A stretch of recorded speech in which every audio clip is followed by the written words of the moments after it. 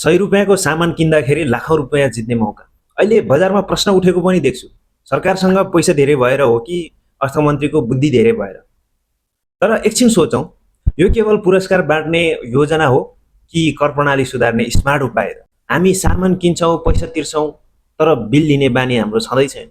यही बानीले ठुलो कारोबार कर प्रणाली बाहिर जान सक्छ। अब सरकारले भनिरहेको छ, बिल मागौँ, सुरक्षित राखौँ, पुरस्कार पनि जितौँ। यसको उद्देश्य केवल नागरिकलाई पैसा बाँड्नु मात्र होइन। उद्देश्य हो व्यापारीलाई बिल काट्न बाध्य बनाउने, नागरिकलाई बिल माग्ने बानी बस र कर छली नियन्त्रण गर्ने।